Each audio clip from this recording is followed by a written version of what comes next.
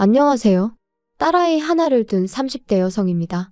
남편과는 이혼 소송 중인데 이제 거의 다 끝나가요. 그리고 다행히 좋은 결과가 나올 것 같아서 드디어 이렇게 제 이야기를 한번 해볼까 합니다. 그런데 막상 얘기를 하려니까 어디서부터 어떻게 이야기를 하는 게 좋을지 조금은 난감하기도 하네요.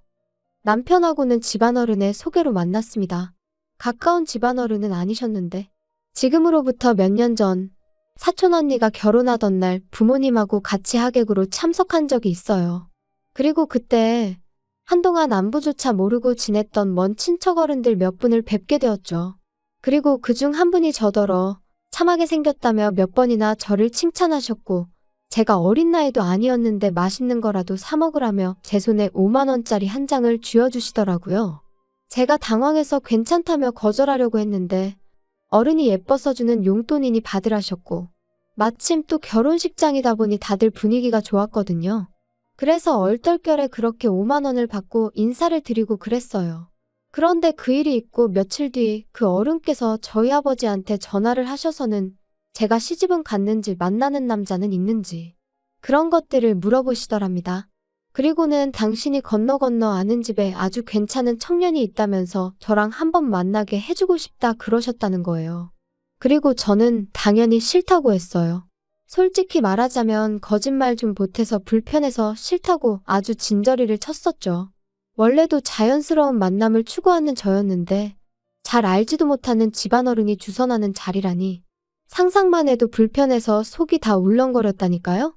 하지만 부모님께선 듣자 하니 이미 어른께서 그쪽 집안에다가 말도 해놓으신 것 같고 그래서 제가 안 나가면 그 어른 체면이 말이 아니게 생겼답니다. 그러면서 그냥 집안어른 부탁이니 눈 딱 감고 나갔다 오라고 그리고 혹시 아냐 정말 괜찮은 사람이 나올지 하셨는데 솔직히 그런 말은 귀에 들어오지도 않더라고요. 그저 이게 그 5만 원을 받은 대가인가 싶은 게 황당하고 짜증도 나고 정말이지 기대는커녕 만나기도 전에 있는 대로 마음이 상해버렸다니까요. 하지만 약속 날짜가 다가올수록 집안어른이 중간에 계시다 보니 그래도 기왕 나가는 거 잘해서 나가야겠다는 생각이 들대요. 그래서 옷도 신경 써서 갖춰 입고 서둘러서 집을 나섰더니 약속 시간보다 10분 정도 일찍 도착하게 되었죠. 그런데 남편은 벌써 도착해 저를 기다리고 있었습니다. 그게 좀 인상적이었어요. 게다가 준비라도 해온 사람처럼 자기소개를 하는데 긴장한 목소리도 목소리인데 사람이 성실하단 게 느껴지더라고요. 뿐만 아니라 남편도 저랑 같은 작가의 팬이라는 사실을 알았을 땐 신기하면서 괜히 반갑기까지 한 게 그러니 대화는 또 얼마나 잘 통했겠어요? 시간 가는 줄 모른다는 게 어떤 건지 그때 처음 알았네요. 이후로 저희는 인연을 만났고 11월에 어느 날 남편의 프로포즈로 결혼까지 약속했어요. 그리고 양가의 축복 속에서 부부의 연을 맺게 되었는데 여기까지는 솔직히 별 문제가 없었거든요. 아니, 오히려 무르르듯 자연스럽게 흘러가서 정말 우리가 운명은 운명인가 보다 그런 생각까지 들었죠. 그런데 제가 딸아이를 출산하고 얼마 지나지 않아 생각지도 못한 일로 남편이란 사람에게 크게 실망하고 말았습니다. 산후조리원에서 나온 후 저는 소위 남들이 말하는 독박 육아를 시작했어요. 육아휴직을 쓰는 게 눈치가 보였지만 딸아이와 유대감을 형성하는 게 중요하다 생각해서 어렵게 내린 결정이었죠. 하지만 육아라는 게 정말 마음처럼 쉽지가 않더라고요. 그래서 어쩔 수 없이 친정어머니의 손을 빌리는 날이 하루 이틀 늘어났습니다. 남편이 못마땅해하는 눈치였지만 그때만 하더라도 저는 그저 남편이 저희 친정어머니한테 미안해서 그런다고 생각했어요. 한편으론 시어머니보단 친정어머니의 출입이 잦아지니 그게 불편해서 저러나 싶기도 했고요. 그러다 딸아이가 100일이 좀 지났을 무렵 제가 알아눕게 되었는데 다행히 열이 있거나 한 것은 아니었지만 전에 없이 딸아이 돌보는 게 힘에 부치대요? 그래서 남편에게 이야기를 하니 시터를 부르라는데 솔직히 좋은 시터분들도 많겠지만 워낙 흉흉한 뉴스가 판을 치던 시기였거든요. 그러니 비록 제가 집에 있다고 해도 함부로 잘 알지도 못하는 사람을 집에 들이기가 겁나더라고요. 그래서 결국 친정어머니를 오시라고 했어요. 한 2주 정도 저희 집에 계시면서 저 좀 도와달라고요. 참고로 시댁에도 여쭤봤지만 어머님께서는 아주 난색을 표하시며 가면 일당으로 한 20만 원씩은 받아야 한다는 말씀만 하셨습니다. 저희 상황을 뻔히 아시면서 그런 말씀을 하셨다는 건 한마디로 싫다는 말씀이셨죠. 그런데 저희 어머니가 와 계신 지 꼬박 일주일 되던 날이었어요. 현관을 들어서는 남편 표정이 좋지가 않더라고요. 그래서 제가 밖에서 무슨 일이라도 있었어? 표정이 왜 이렇게 안 좋아? 장모님은? 잠깐 뭐 사러 간다고 나가셨는데 왜? 장모님 안 씻으시냐? 진짜 요즘 집에만 들어오면 구역질이 난다, 구역질이 나. 그게 무슨 막말이야? 집에서 무슨 냄새가 난다고 그래? 그리고 냄새가 나도 그게 우리 엄마한테서 난다는 증거 있어? 장모님 오시기 전엔 안 났는데 장모님 오신 이후로 며칠째 내가 속이 미식거린다고. 그러면 100% 장모님 때문이지, 안 그래? 우리 엄마 아침 저녁으로 씻으시거든? 당신보다 더 자주? 알지도 못하면서 생사람 잡고 있어, 진짜. 남편과 대화가 끝나기가 무섭게 친정어머니가 들어오셨고 저는 저도 모르게 친정어머니의 표정을 살폈습니다. 다행히 어머니는 아무것도 듣지 못하신 듯 했지만 제 마음은 편치 않았죠. 게다가 남편 말이 신경 쓰여 저도 모르게 코를 킁킁거리며 어머니 냄새를 맡게 됐는데 그런 제 모습을 알아차리자마자 이 상황 자체가 너무 짜증나고 서럽고 그런데 이내 곧 저녁 식사를 하는 자리에서 남편이 이번엔 아주 노골적으로 인상을 쓰더니 또다시 무슨 냄새 안 나냐고 그러더라고요. 그리고는 저희 어머니더러 장모님 씻으셨어요? 그러는데 정말이지 진짜 밥상이고 뭐고 확 뒤집어 엎어버리고 싶더라니까요. 그리고 어머니는 금세 얼굴이 빨개지셔서는 씻었는데 왜 나한테 무슨 냄새라도 나냐면서 당황스러워 하셨는데 어찌나 분하던지 눈물이 다 날 것 같더라고요. 사실 저희 어머니는 제가 결혼하던 해까지 시장에서 아버지와 함께 튀김 가게를 하셨어요. 아버지의 사업이 망하고 이후로 마지막이란 각오로 주변 분들에게 돈을 빌려 시작하셨던 일이었죠. 돈 빌려준 사람들한테 하루라도 빨리 갚아줘야 된다고 그러면서도 저한테는 뭐 하나 부족한 거 없이 해주시려고 한 달에 딱 하루만 쉬시면서 그렇게 20년을 장사하셨습니다. 그리고 덕분에 지금은 떵떵거리며 살 정도는 아니어도 어디 가서 아쉬운 소리는 안 하고 사세요. 3층짜리 작은 건물이지만 새들어 장사하던 그 건물도 저희 부모님이 사셨거든요. 하지만 저희 어머니는 그 튀김 가게가 우리를 살렸다 하시면서도 기름 냄새라면 아주 진저리를 치십니다. 그래서 지금도 남들 다 좋아하는 치킨도 안 드세요. 그리고 남편도 이런 사연을 다 알고 있어요. 처음부터 숨길 생각도 없었지만 구구절절 얘기하려고 한 것도 아니었는데 남편이 어찌나 시부모님 고생하신 이야기를 우려먹고 또 우려먹던지 게다가 솔직히 제가 듣기엔 크게 고생하셨다는 느낌도 없었거든요. 하지만 자식 입장에선 자기 부모가 제일 애틋한 거 아니겠어요? 그래서 그런 남편에게 무안을 주는 대신 저도 저희 부모님 이야기를 했던 것뿐이었어요. 그리고 그때 분명히 이야기했거든요. 그런 이유로 우리 부모님은 두 분 다 냄새난다는 말에는 아주 예민하시다고요. 참고로 단지 튀김 냄새를 질리게 맡아서 그런 건 아니고 한참 장사에 매달리시던 무렵에는 정말 두 분 머리카락 한 올 한 올까지 소위 기름쩐내라고 하죠. 그 쩐내에 쩔어 있었어요. 그리고 두 분도 그 사실을 잘 알고 계셨기 때문에 정말 아침 저녁으로 몸이 벌게지도록 샤워를 하시더라고요. 특히나 어머니는 정말 살갗이 다 일어날 만큼. 그때를 생각하면 지금도 제 마음 한구석이 먹먹해져요. 아무튼 그랬는데 그 쩐내라는 게 쉽게 빠지질 않는 거예요. 그래서 결국엔 그 쩐내 때문에 싫은 소리를 듣게 되는 상황이 종종 있었고 그러니 다른 사람도 아닌 남편이 저희 어머니한테 냄새로 무안을 주었다는 사실을 저로서는 도무지 받아들일 수가 없었습니다. 그래서 이튿날 죽이 되든 밥이 되든 내가 애를 보겠다 하고 어머니는 가시라고 했어요.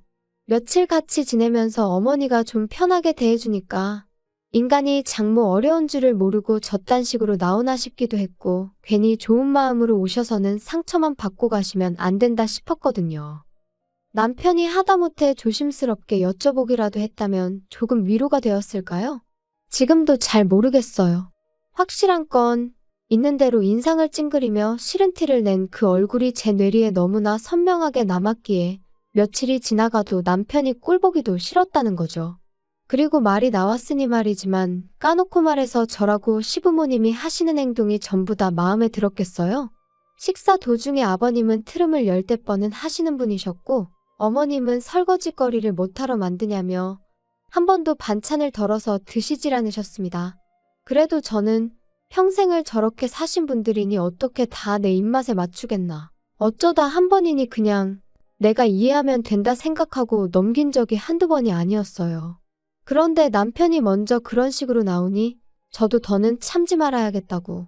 그게 뭐라고 아주 단단히 결심을 하게 되더라니까요. 그런데 그 일이 있고 얼마 지나지 않아 저는 청천벽력 같은 사실을 알게 되었습니다. 그렇게 친정어머니를 가시게 한 후로 마음 한켠이 답답하고 묵직한 게 그러다 하루는 그냥 무작정 친정부모님을 만나러 가고 싶더라고요. 그래서 연락도 없이 친정을 찾았는데 집안이 온통 어질러져 있었어요. 제가 알던 친정집 같지 않아서 도둑이라도 든 줄 알았을 정도로 말이죠. 그리고 그 사이에서 웬 서류 뭉치가 제 눈에 들어왔는데 그건 바로 어머니의 병원 서류였습니다. 게다가 그제서야 식탁 위에 잔뜩 늘어난 약봉지도 눈에 들어오고 결국 이게 다 뭐냐는 제 추궁에 아버지께서 친정어머니가 폐암 위기라는 사실을 털어놓으셨어요. 그런데 더 충격적이었던 건 어머니도 아버지도 진작부터 알고 계셨으면서 임신 중인 제가 놀랄까봐 비밀로 하고 계셨다는 거였죠.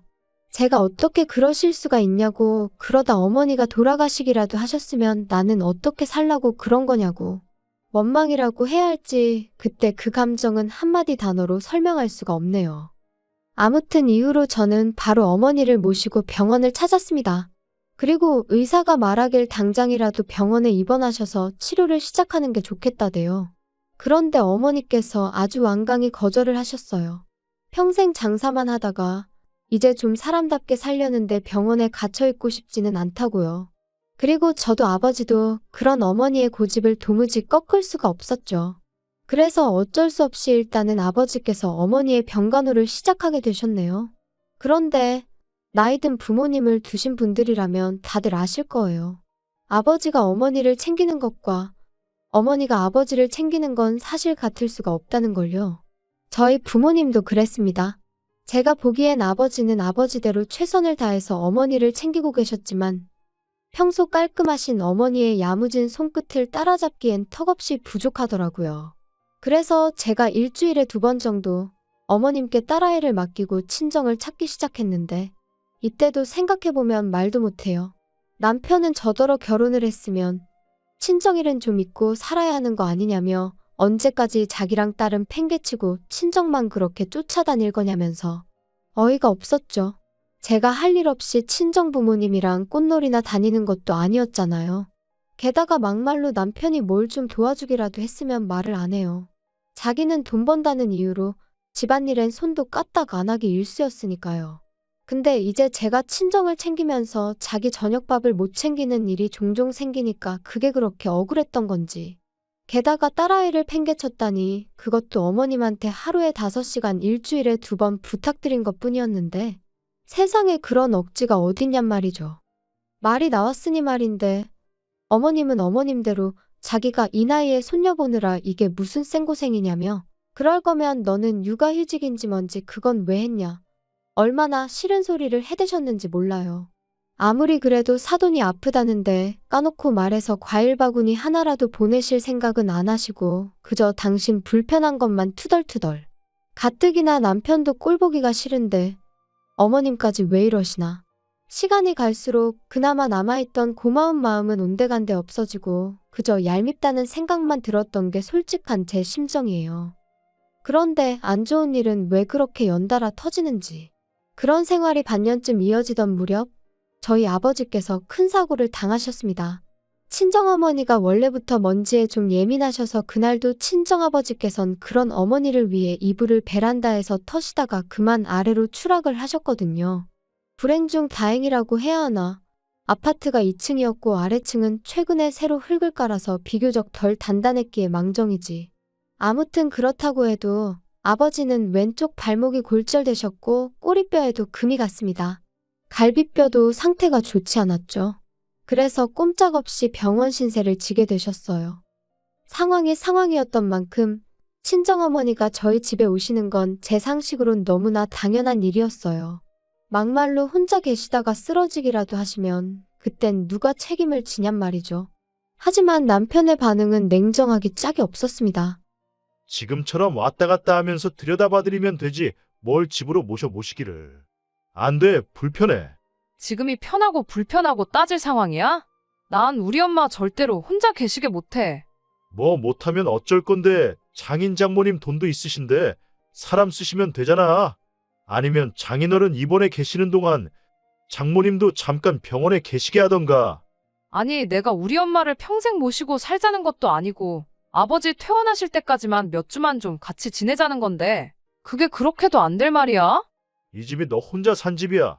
내 돈도 반 들어갔으니까 나도 내 의견을 말하는 것뿐이야.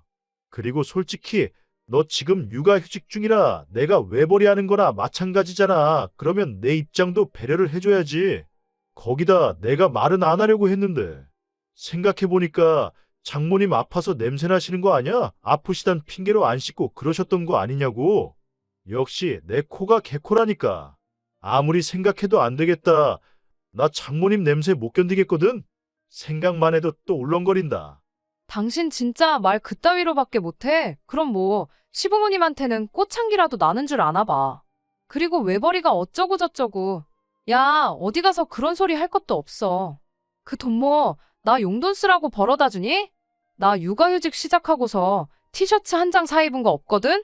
아이고 대단하십니다. 그럼 네가 매일같이 먹는 밥 반찬 생수는 어디 땅 파서 나왔냐? 남편과 말 같지도 않은 소리를 하며 다투는 제 자신을 보니 말 그대로 현타가 오더라고요. 그리고 이건 아니다. 이렇게 사는 건 아니다라는 생각이 딱 들었죠. 그래서 남편에게 마지막으로 한 번만 더 묻겠다 했습니다. 우리 어머니 모시고 단 몇 달만이라도 살겠냐? 아니면 나랑 지금 이혼하겠냐? 그러니까 남편 하는 말이 이것 봐, 이것 봐. 너 내가 몇 번이나 말했지. 너가 신경 쓸 가정은 나랑 우리 희연이가 있는 여기라고. 근데 지금 뭐 나더러 장모님을 모시던지 아니면 이혼을 하던지 선택을 하라고? 너 제정신이냐? 그래, 당신 말대로 내가 우선순위를 착각하고 있는 건지도 모르지. 하지만 나는 내 부모까지 나 몰라라 하라는 배우자를 존경하며 평생 한 이불 덮고 살 자신이 없거든. 이러다 막말로 우리 엄마나 아빠 잘못되기라도 하면 난 네가 악마로 보일 것 같은데 그때 가서 이혼하면 너무 늦잖아? 어이가 없다. 진짜. 그래 뭐 이혼하고 싶으면 이혼해. 그런데 희연이는 네가 못 데려가. 내가 키울 거야. 그거야 법대로 하자고. 장인장모 병간호도 못하게 해서 이혼한다는데 그런 철면피한테 과연 딸을 키우게 해줄지는 모르겠네. 좋은 변호사로 한번 잘 알아봐. 그리고 그날부로 저는 제 짐을 챙겨서 집을 나왔습니다. 술에 진탕 취해 남편이 잠든 사이를 틈타 아이도 데리고 나왔죠. 사실 남편이야 딸아이를 정말이지 눈에 넣어도 아프지 않을 정도로 예뻐한 건 사실이지만 시부모님은 아들이 아니라는 이유로 늘 시큰둥한 반응이셨어요. 그리고 남편은 어쨌든 혼자서는 아이를 돌볼 상황이 못 되었는데 그렇다고 시부모님이 봐주실 리도 없었으니 애를 내놓으라 할 리는 없겠다 싶었거든요. 그리고 이혼을 하겠다고 딱 마음을 먹고 나니 그때부턴 제가 아이한테 하는 행동 하나 말 한마디가 전부 다 양육권 결정에 영향을 끼칠 것 같다는 제가 법을 알고 그런 건 아니었지만 아무튼 나름대로 만반의 대비를 해야겠다 그런 생각도 들었고요. 그리고 이후로 무려 1년 3개월에 걸쳐 지독한 이혼 소송을 이어갔습니다.